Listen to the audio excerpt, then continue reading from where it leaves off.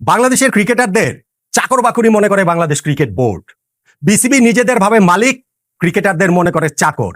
নিজেরা প্রভু, ক্রিকেটাররা ভৃত্য। নিজেরা মনিব, ক্রিকেটাররা দাস। নিজেরা মহাজন, ক্রিকেটাররা হরিজন। বাংলাদেশ ক্রিকেট বোর্ডের পরিচালক এম নাজমুল ইসলাম আজকে মিডিয়া কনফারেন্সে যেই কথাগুলো বলেছেন, তারপরে আর এটা নিয়ে বিন্দুমাত্র সংশয় থাকার কথা নয়। নটটোমানের যারা ফলোয়ার তারা জানেন যে আমি একটা সংবাদ নিয়ে সেটা বিশ্লেষণ করি, আপনাদের সঙ্গে আলোচনা করি, আমার মতামত দেই এবং আপনাদের মতামতটাও জানতে চাই। যেই কারণে আমাদের বেশিরভাগ ভিডিওর হেডলাইন, থাম্বনেল, ট্যাগলাইনে আপনি দেখবেন যে কোয়েশ্চেন মার্ক থাকে, কিন্তু এইখানে আমি কোয়েশ্চেন মার্ক রাখার কোনো রকম কোনো সুযোগই দেখতে পাচ্ছি না। উনি যেই কথাগুলো বলেছেন এম নাজমুল ইসলাম, তারপরে তো এটা স্পষ্টই হয়ে যায় যে ক্রিকেটারের তারা কোন চোখে দেখেন, নিজেদেরকেই বা তারা কি ভাবেন। সম্পর্কের জায়গাটা সেই মালিক চাকর, প্রভু ভৃত্য, মনিব দাস, মহাজন হরিজনের পর্যায়ে আসলে চলে গিয়েছে। চলে কি যায়নি? আমি যে 8টা পয়েন্ট বলছিলাম সে 8টা পয়েন্ট আমি বলছি এবং তারপরে তার নিজের কথা ধরেই আমার একটা প্রশ্নের জায়গা রয়েছে।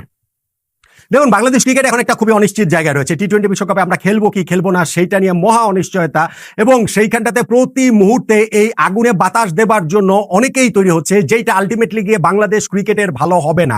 এই যে ভদ্রলোক এম নাজমুল ইসলাম, যিনি তামিম ইকবালকে ভারতীয় দালাল হিসেবে নিজের ফেসবুক স্ট্যাটাসে উল্লেখ করেছিলেন, তাকে যে মাঠে নামিয়ে দেওয়া হয়েছে এটা আমি প্রথম দিন থেকে বলছি। এই ভদ্রলোককে মিডিয়ার সঙ্গে কথা বলতে তো আমরা এই বোর্ড আসার পরেও দেখি নাই, কোনোদিনই দেখি নাই। এখন তিনি প্রতিদিন মিডিয়াতে আসছেন, প্রতিদিন কথাবার্তা বলছেন, মিডিয়া কনফারেন্স করছেন, ইন্টারভিউ দিচ্ছেন, কেননা যেই মতবাদটা তিনি এবং তারা বিশ্বাস করেন সেইটা জনমানসে ছড়িয়ে দেওয়ার একটা মিশন নিয়ে তাকে মাঠে নামানো হয়েছে। আজকে ক্রিকেটারদের সম্পর্কে যেই কথাগুলো এম নাজমুল ইসলাম বলেছেন সেটা চূড়ান্ত রকমের অসম্মানজনক। এইটা একজন ক্রিকেট বোর্ড, তার অধীনস্থ ক্রিকেটার, অভিভাবক সংস্থা হিসাবে সন্তান তুল্য ক্রিকেটারদের নিয়ে এমন বলতে পারে না, কোনোভাবেই বলতে পারে না। আমি 8টা পয়েন্ট বলছিলাম, সেই পয়েন্টগুলো আপনি আমার সঙ্গে মিলিয়ে দেখেন, তারপরে বিবেচনাটা আপনার কাছে। ধরেন, নাম্বার 1 পয়েন্ট, বাংলাদেশ যদি টি-20 বিশ্বকাপ খেলতে না যায় তাহলে ক্রিকেটারদের কি ক্ষতি হবে? এম নাজমুল ইসলাম তিনি অ্যান্সার দিচ্ছেন, বাংলাদেশ ক্রিকেট বোর্ডের কোনো ক্ষতি হবে না, ক্ষতি হবে ক্রিকেটারদের। কেন ক্রিকেটারদের ক্ষতি হবে? কারণ ক্রিকেট খেলে ক্রিকেটাররা ম্যাচ ফি পায় এবং ম্যান অফ দ্য ম্যাচটা চলে সেইখান থেকে একটা পুরস্কার পায়, ফলে সেই জায়গাটাতে তাদের ক্ষতি হবে, কিন্তু ক্রিকেট বোর্ডের কোনো ক্ষতি হবে না। ক্রিকেটারদের প্রতি দৃষ্টিভঙ্গিটা বোঝা যাচ্ছে যে ক্রিকেট বোর্ডের এখানে ক্ষতি হবে না, তো ক্রিকেটারদের ক্ষতি হচ্ছে, তারা এই জায়গাটাতে পাত্তাই দিচ্ছেন। আচ্ছা, পাত্তাই দিচ্ছেন না, আমি কিভাবে এই সিদ্ধান্তে চলে আসি? ধরেন এই জায়গাটাতে তিনি বলছেন, নাম্বার 2 বলছেন যে এই প্রশ্ন হয়েছে আমাদের দল যদি ফাইনালি ওয়ার্ল্ড কাপে না খেলে তাহলে ক্রিকেটারদের তো একটা আর্থিক ক্ষতি তো হবে। উনি যেই কথাগুলো বলছেন সেইটা ধরে তো হবে, ক্রিকেটও ক্ষতির কথা বাদেন, সে আর্থিক ক্ষতির জায়গাটা থেকে কোনো ক্ষতিপূরণ দেওয়ার সুযোগ রয়েছে কি না, চিন্তা ভাবনা আছে কিনা, ক্রিকেটারদের লস হচ্ছে সেটা বিবেচনায় রেখে।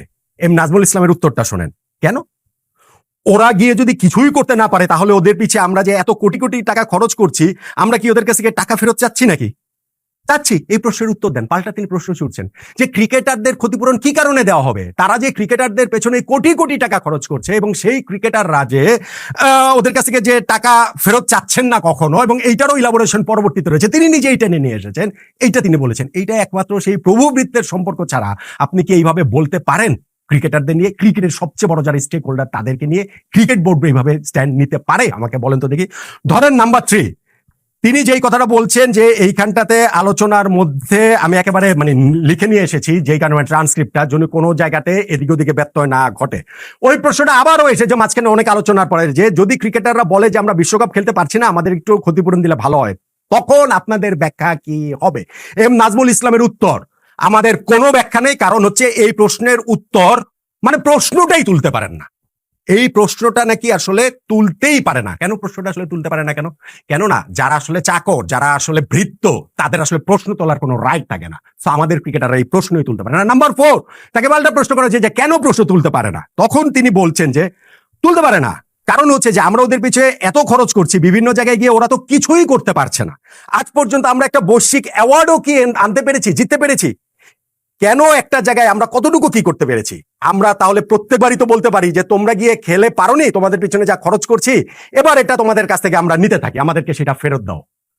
সিরিয়াসলি এই কথা বাংলাদেশ ক্রিকেট বোর্ডের একজন পরিচালক বলছেন যে আমাদের ক্রিকেটাররা কোথাও যেয়ে কিছু করতে পারেনি, কোনো বৈশ্বিক ইভেন্ট শিরোপা জিততে পারেনি, ফলে তাদের কাছ থেকে তারা ওই দাবিটা করবেন যে এই তোমরা টাকা ফেরত দাও, এবং দাবিটা যে করেননি এটা যে তারা কতটা মহান সেটা তারা বোঝাচ্ছেন, যে যেই কারণে ক্রিকেটাররা নাকি এবার ওই প্রশ্নই তুলতে পারবে না যে আমরা না গেলে যে আমাদের ক্ষতিপূরণ হয় সেই ক্ষতিপূরণের টাকাটা দেওয়ার জন্য।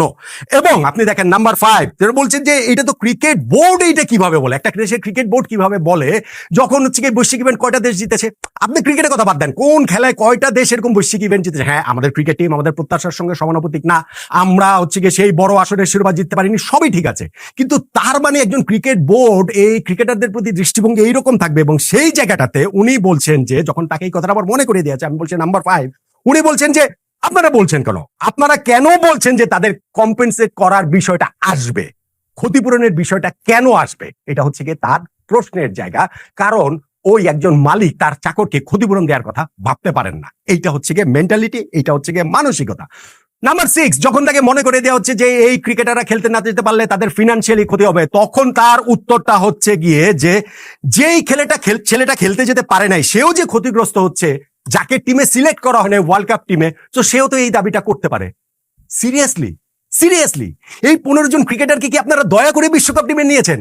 এরা প্রত্যেকে তাদের যোগ্যতা দিয়ে এসেছে। হ্যাঁ, আলোচনার জায়গা থাকতে পারে কেন একে নেওয়া হলো, কেন ওকে নেওয়া হলো না, কিন্তু ফাইনালি গিয়ে একটা প্রসেস মেনটেন করেই এই 15 জন ক্রিকেটারকে বাংলাদেশ ক্রিকেট বোর্ড সিলেক্ট করেছে ওয়ার্ল্ড কাপের জন্য। সেইখানটাতে তিনি বলছেন যে যেই ক্রিকেটার খেলতে যেতে পারেন নাই, যে এই 15 জনে সিলেক্ট হন নাই, তিনিও নাকি ক্ষতিপূরণ দাবি করবেন। অতএব হচ্ছে আমাদের এই ক্রিকেটারদের ক্ষতিপূরণ দেওয়ার কোন রকম কোনো যৌক্তিকতাই তিনি দেখতে পাচ্ছেন না। এবং নাম্বার 7, যখন তাকে প্রশ্ন করা হয়েছে যে ক্রিকেটারদের এই যাওয়া না যাওয়ার বিষয়ে কি ক্রিকেটারদের সঙ্গে আলোচনা করবেন কিনা, যে এই প্রশ্নটা আমি আমার প্ল্যাটফর্মে তুলেছি, এবং তিনি প্রশ্ন শেষ হওয়ার আগে উত্তর দিয়েছেন না, নিব না, ক্রিকেটারদের কোনো মতামত নিব না, কারণ এটা ক্রিকেটারদের সিদ্ধান্তের বিষয় না।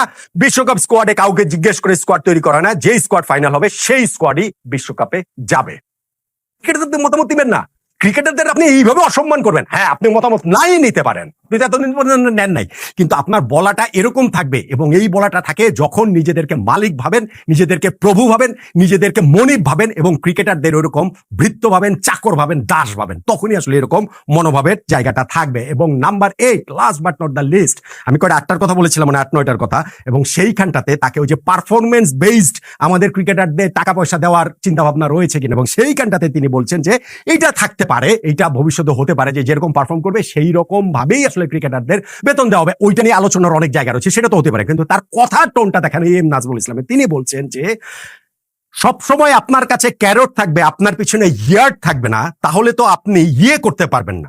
তাহলে carrot and yard has to come parallelly, it has to come parallelly. এবং সেইখানটাতে ক্যারট এন্ড ইয়ার্ড এটা একটা এক্সপ্রেশন, ইংরেজি, সেই এক্সপ্রেশনটা এটাকে ক্যারট এন্ড স্টিক দিয়েও বোঝায়। সামনে আপনার থাকবে ক্যারট, আপনার সামনে, আর পিছনে থাকবে হচ্ছে কি স্টিক, লাঠি থাকবে, অর্থাৎ সামনে আপনার প্রণোদনা থাকবে, পিছন থেকে আপনার লাঠির বাড়ি থাকবে। যদি আপনি সামনে ভালো করতে পারেন পুরস্কার পাবেন, নইলে পিছন থেকে আপনি লাঠির বাড়ি খাবেন। অবশ্য তিনি আবার অন্য প্রশ্নের একটা উত্তরে তিনি বলেছেন যে অ্যাজুম শব্দের অর্থ জানেন তো, মানে আমাদের সাংবাদিকদের জিজ্ঞেস করেছেন যে আমরা অ্যাজুম শব্দের অর্থটা আসলে জানি কিনা। উনি অত্যন্ত শিক্ষিত মানুষ, উনি আমাদেরকে অ্যাজুম শব্দের অর্থটাও আসলে বুঝিয়ে দিচ্ছেন, এবং এই ক্যারট এন্ড ইয়ার্ডের মানেটা তো আমি আসলে এক্সপ্রেশনটা যে কি সেটাও তো আমি আপনাদেরকে বুঝিয়ে দিলাম। তাহলে এই যে আমি 8-9টা পয়েন্ট বললাম, আপনি আমাকে বলেন তো এটা শুনে আপনার কি মনে হচ্ছে না যে ক্রিকেট বোর্ড নিজেদেরকে কি মনে করে, ক্রিকেটারদের প্রতি তাদের দৃষ্টিভঙ্গি কি? এবং লাস্ট যেই জায়গাটা আমি বলছিলাম যে আমার একটা প্রশ্নের জায়গা রয়েছে, তার কথা ধরেই তিনি বলছিলেন যে এখন ধরেন এই ক্রিকেট বোর্ডটাই যদি না থাকে তাহলে ক্রিকেটাররা কি থাকবে?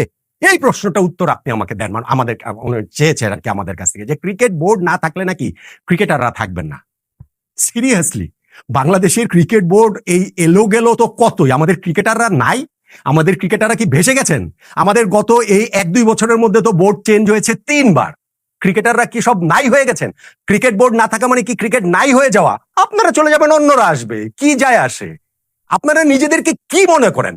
কতটা ক্ষমতাশালী মনে করেন, কতটা প্রতাপশালী মনে করেন, কতটা নিজেদেরকে বাংলাদেশ ক্রিকেটের মালিক মনে করেন, মনিব মনে করেন, প্রভু মনে করেন, যে আমাদের ক্রিকেটারদের প্রতি আপনারা এই রকম ভাবে আপনি অসম্মানজনক কথা বলছেন। এবং এটা আপনাদের কথা রে ভাই, এই কথাটাই বাংলাদেশ ক্রিকেট বোর্ডকে নিতে হবে, এটা কোনো পার্সোনাল কথা না। বাংলাদেশ ক্রিকেট বোর্ডের একজন পরিচালক যখন ক্রিকেটারদের প্রতি এরকম অসম্মানজনক কথা একের পর এক বলে যান, বিভিন্ন প্রসঙ্গে বলে যান, তখন এইটাকে কোনোভাবেই আর বিচ্ছিন্নভাবে বলার উপায় নেই। অবশ্যই এইটার দায় এখনকার পুরো ক্রিকেট বোর্ডের, অবশ্যই এইটার দায় আমিনুল ইসলাম বুলবুল ভাই নেতৃত্বাধীন ক্রিকেট বোর্ডের, অবশ্যই এইটার দায় এই ক্রিকেট বোর্ডে যে বুলবুল ভাই, ফারুক ভাই, পাইলট ভাই, রাজ, ফাইম ভাই, যারা ক্রিকেট সংশ্লিষ্ট আছেন এবং যারা ক্রিকেট সংশ্লিষ্ট নাই, বিভিন্ন জায়গা থেকে চলে এসেছেন, উড়ে এসে জুড়ে বসেছেন যে এই জাতীয় সময় মতো নিজেদের পারপাস সার্ভ করার জন্য সবাই মিলে এই দায়টা বাংলাদেশ ক্রিকেট বোর্ডের। বাংলাদেশ ক্রিকেট আলোচনার অনেক জায়গা রয়েছে, টি-20 বিশ্বকাপ আমরা খেলবো না, কি হবে না, ওগুলো নিয়ে তো আলোচনা করছি, কিন্তু ক্রিকেটারদের প্রতি আমাদের ক্রিকেট বোর্ডের যে দৃষ্টিভঙ্গি, ভাই আমি আমার 25 বছরের সাংবাদিকতা ক্যারিয়ারে এবং তার আগেও যতটুকু জানি, এই ক্যারিয়ারে আসার আগেও বিভিন্ন পড়াশোনা করে বা আগের দিনে যারা রয়েছেন তাদের সঙ্গে কথাবার্তা বলে, এমন অসম্মানজনক মন্তব্য ক্রিকেটারদের প্রতি কোন ক্রিকেট বোর্ড এইভাবে থরলি, বিচ্ছিন্ন ঘটনা হয়, একটা দুইটা কমেন্টস হয়, এবং কিন্তু সেই জায়গাতে তারা স্টিক করে একের পর এক বলে যাচ্ছেন, তাহলে তো ভাই ওই জায়গাটাতেই আমাদের আবার ফেরত আসতে হয়। তাদের লক্ষ্যটা কি, তাদের উদ্দেশ্যটা কি, তারা কি কারণে মাঠে নেমেছেন? বাংলাদেশের একটা টি-20 বিশ্বকাপ খেলা না, বাংলাদেশ ক্রিকেট ধ্বংসের মিশন নিয়ে তারা মাঠে নেমেছেন। আজকে ক্রিকেট বোর্ডের এই পরিচালক যেই কথাগুলো বলেছেন, তারপরে এইটা নিয়ে কারো মধ্যে আর কোনো সংশয়ের জায়গা থাকাটা উচিত না বলে আমি অন্তত পক্ষে মনে করছি। আপনারাও আপনাদের মতামতটা জানাতে পারেন।